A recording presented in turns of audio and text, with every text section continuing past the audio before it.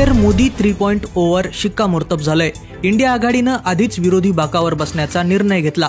यानंतर पंतप्रधान नरेंद्र मोदींच्या नेतृत्वाखालील सरकारचा मार्ग मोकळा झाला। या पार्श्वभूमीवर केंद्रातील सत्ताधारी एनडीएच्या संसदीय पक्षाची दिल्लीत बैठक झाली। संसद भवनाच्या सेंट्रल हॉलमध्ये झालेल्या बैठकीला प्रचंड महत्त्व आहे, कारण उद्याची कॅबिनेट या बैठकीत ठरणार होती। या बैठकीत नरेंद्र मोदी यांची संसदीय पक्षाच्या नेतेपदी निवड करण्यात आली। यानंतर नरेंद्र मोदी यांच्या नेतृत्वाखाली एनडीएचे नेते राष्ट्रपती भवनात पोहोचले।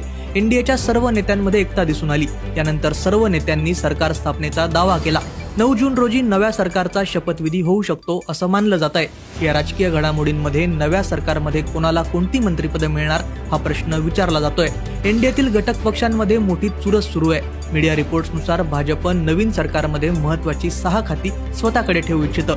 गृह, संरक्षण, अर्थ मंत्रालय भाजपकडेच राहण्याची शक्यता आहे। शिवाय किंगमेकर ठरणाऱ्या जेडीयू आणि टीडीपी देखील मोठ्या खात्यांची मागणी करत आहेत। यात मध्यम मार्ग काढणं, सर्वसमावेशक निर्णय घेणं भाजपसाठी महत्त्वाचं आहे। यंदाच्या लोकसभा निवडणुकीत भाजपनं 65 जागा गमावल्या, त्यामुळे भाजप एकाती सत्तेपासून वंचित आहे।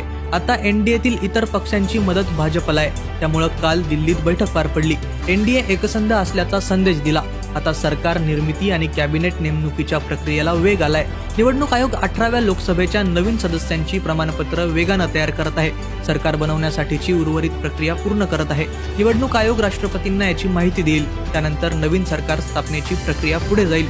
टीडीपीनं नव्या सरकारमध्ये 4 मंत्रालयांची मागणी केल्याची चर्चा आहे। त्याचबरोबर जेडीयूनंही 3 मंत्रालयांवर दावा केलाय, तर दुसरीकडे चिराग पासवान 2 मंत्रिपदांची मागणी करत आहेत। एनडीएमध्ये समाविष्ट असलेल्या सर्व राजकीय पक्षांनी मंत्रिपदांवर दावा केलाय, मात्र मंत्रिपरिषद आणि अन्य पदांबाबत भाजपच्या दिग्गज नेत्यांची एनडीएतील मित्रपक्षांशी चर्चा सुरू आहे। अशी चर्चा आहे की 16 सदस्य असलेल्या टीडीपीला 3 कॅबिनेट पदं आणि 1 राज्यमंत्रीपद दिलं जाऊ शकतं। 12 जागा जिंकणाऱ्या जेडीयूला 2 कॅबिनेट आणि 2 राज्यस्तरीय मंत्रिपदं मिळू शकतात। तसंच शिंदे गटातील शिवसेनेचे 7 सदस्य आणि लोजपा 5 सदस्यांसह मंत्रिपदांबाबत निर्णय घेऊ शकतो।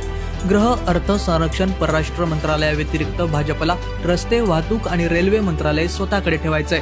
नगर विकास मंत्रालय, ग्रामीण विकास मंत्रालय, कृषी मंत्रालय अशी खाती टीडीपी आणि जेडीयूला देण्याची चर्चा आहे। आता या निवडणुकीत किंगमेकर म्हणून उदयास आलेल्या या 2 पक्षांना काय मिळतं ते पाहणंही महत्त्वाचं ठरणार आहे। सध्या मंत्री बनवणं आणि खात्यांचं वाटप हा पंतप्रधानांचा विशेष अधिकार आहे। यामुळे शपथविधीनंतरच चित्र स्पष्ट होईल।